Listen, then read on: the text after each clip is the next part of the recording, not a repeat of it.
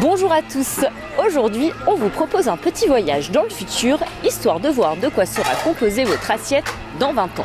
Alors entre les insectes, les algues, les légumineuses ou encore les sachets de poudre, que déciderez-vous de manger demain ?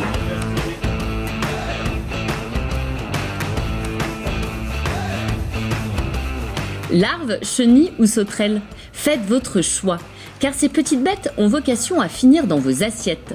En Europe, les insectes souffrent d'un déficit d'image chronique. Et pourtant, cet aliment est très apprécié dans de nombreuses régions du monde. La première raison invoquée, le goût. Et oui, 75% des personnes interrogées citent le plaisir comme premier argument pour manger des insectes. Alors, à quand un petit risotto de chenilles en famille ?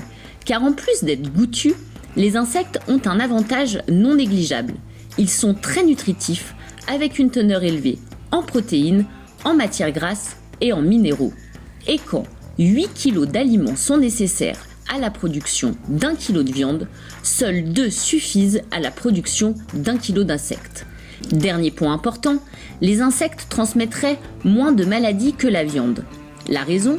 Les animaux que nous consommons sont plus proches des humains dans l'arbre de l'évolution et leurs maladies peuvent muter chez l'homme. Un petit criquet, ça vous tente ?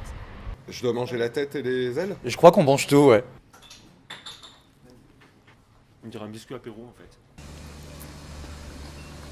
Pas trop mal. Croquant, oui. Un peu salé sucré. Bon bah à nous, c'est parti, on goûte. Vas-y, commence, Romain. Ah mais c'est bon. On dirait des petits biscuits apéritifs en fait. Mais ma foi, c'est bon, hein. Je pense qu'on devrait essayer de les manger avec des algues. Et oui, des algues, c'est pas une mauvaise idée, parce que d'ici 20 ans aussi, les algues feront définitivement partie de nos assiettes. Depuis quelques années, les algues se sont invitées dans nos assiettes européennes et c'est tant mieux car elles ont de multiples bienfaits. Pour commencer, elles peuvent contenir jusqu'à 70% de leur poids en protéines. À titre de comparaison, la viande de bœuf n'en possède que moins de 30%. Elles sont également très riches en fibres de 35 à 45%, un atout pour réguler la glycémie ou encore réduire le cholestérol. Pour un apport identique, il faudrait consommer 1 kg de légumes. Enfin, elles sont pleines de vitamines et de minéraux. Par exemple, certaines algues contiennent 10 fois plus de calcium que le lait. Alors, quelle algue choisir en fonction de ses besoins ? Voici notre catalogue à consommer de préférence.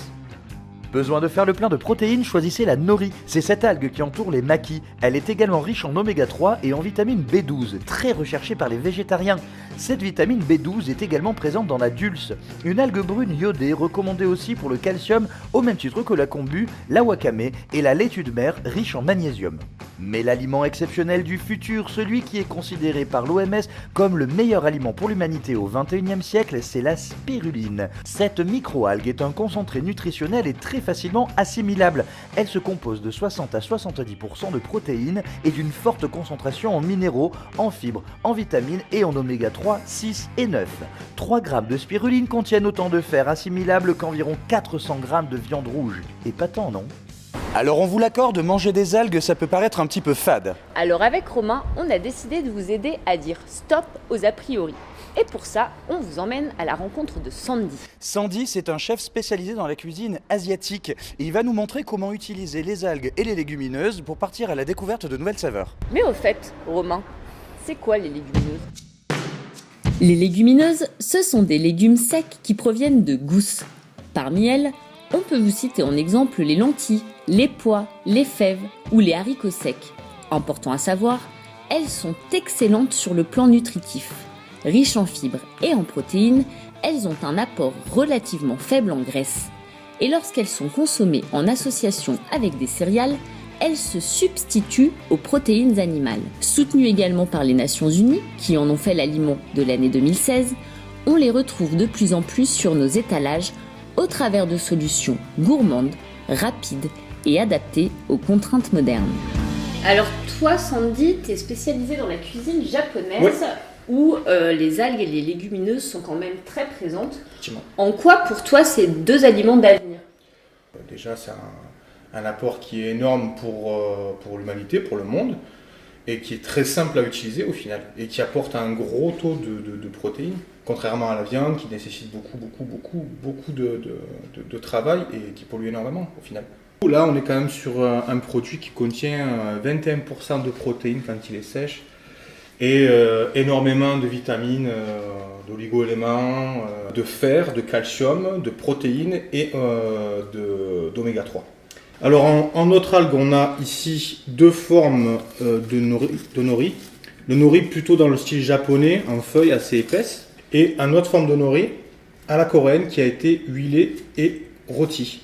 Alors là, on a des petites crevettes travaillées toutes simplement, hein, avec un peu d'huile de sésame, de citron, un petit tataki de bar. Et là, encore une petite salade de wakame, très simple à faire. Hein. Vous voyez, j'ai juste accompagné avec un petit peu de concombre, une petite sauce. Une sauce vinaigrette toute basique suffira très bien. Bon, on va goûter alors. Eh ben, on va goûter tout ça. Merci beaucoup, Sandy. Merci à vous. Pour se nourrir dans le futur, il y a aussi des solutions quelque peu radicales. Et oui, ça fait 40 ans qu'on nous le répète, et les poudres nutritives débarquent enfin sur le marché français. Développées dans le berceau de la Silicon Valley, elles sont censées se substituer à toute autre forme d'alimentation. Et aujourd'hui, un sachet de poudre et un peu d'eau peuvent tout à fait remplir les besoins nutritionnels des humains.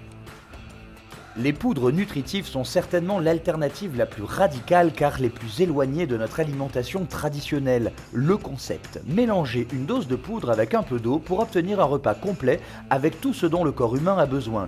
Le tout sans aucune toxine et à moins de 3 € le repas. Une solution qui présente ses avantages pour faire face à la croissance démographique, lutter contre la malnutrition et préserver l'environnement. Sans compter qu'elles vous feront également gagner du temps, de l'argent et éviter les efforts. Si vous êtes allergique au gluten, aucun problème. Au lactose, idem. Et niveau saveur, elles permettent des merveilles. Goût banane, ça vous tente ? À San Francisco, les dîners entre amis sans dîner sont déjà organisés. Une tendance qui relève peut-être plus de la mode, qui nous laisse un peu perplexes. Certains spécialistes alertent même sur le danger de l'absence de la mastication. Le fait de ne plus mâcher ces aliments chamboule totalement le cerveau, qui n'assimile plus de la même manière.